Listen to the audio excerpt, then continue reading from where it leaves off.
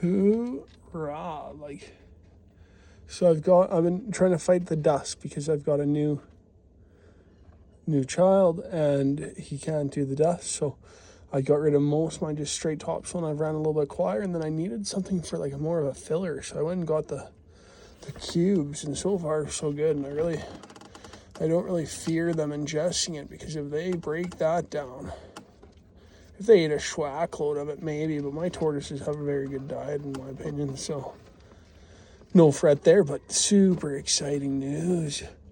Yesterday, Phyllis, who is a new to me tortoise, but she was with males, so here she might be introducing some new genetics, as she was doing some nesting and digging up, and I should have taken a video, but here she was just kind of, the old back leg stir up with her like this, do. They dig a hole, so she had been doing that for a few days, and finally last night, I thought after supper, well, I better check again. So I think it was within a couple of hours at most, and then so quickly got the incubator going, because I've kind of revamped the incubator. I didn't expect eggs so soon, but I really should have just fired it up. So got that thing going right away, and I can't believe my setup. Maybe I'll show you my kind of tried and true setup that I'm running, because that is pretty neat. That I've already got a couple of eggs in there, and how fast that got set up like that. That reptile tape works very, very good. But finding that egg was actually quite nice. This powdery coir, when it's like just that powder like that, it packs up pretty hard, and it's tougher to find eggs sometimes if it gets solid.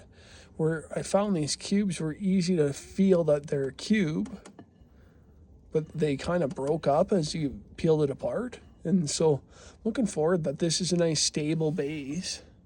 Like when they walk, they don't dig into it, but it's also slightly loose, because that is incredibly muscle building for them. And then they're on the hard packed soil most of the summer, because outside is rather clay based hard, and we'll see when I introduce some sand to it what it's going to turn into. But maybe I'll show you the little incubator. But, oh, that hurt. I keep forgetting about my son's toys when I go off the top deck. But here's the new incubator setup. And so I've got a few hygrometers, and so our median temperature humidity is 50. And so I've got some new bins. Show that off. I drilled some holes just to keep it consistent. Tortoise eggs don't need a whole lot of oxygen, but consistent air exchange is not a bad thing, I thought. And as well as not too many holes, as it's gonna. And see, there's a couple fresh eggs. And then I wonder if we can see the humidity measure. Oh, we have to just look very carefully. But I can promise you it's at the perfect 80. And this is at 30.5. It's actually at 30.6, so it got a little bit too hot in there, so it'll turn itself down. So super neat stuff. Super neat. I've been having a blast with this. So I just use straight perlite, and I just give it a couple rinses, get the powder out of it, so it's just graininess. And then I use a bucket of water in the back. I won't open it because we're overheating. I'll turn the heater on. And we'll just let that do its thing.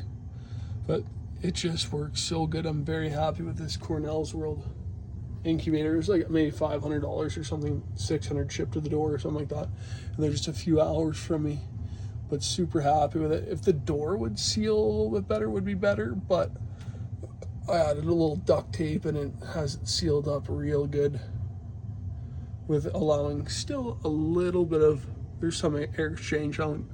It's very slow. The eggs don't need a whole lot. And then look at this extra humidity. That's the nice thing about PVC. So I might actually put a towel in there here soon to pick up any extra that's getting onto the reptile tape there, because I don't want that.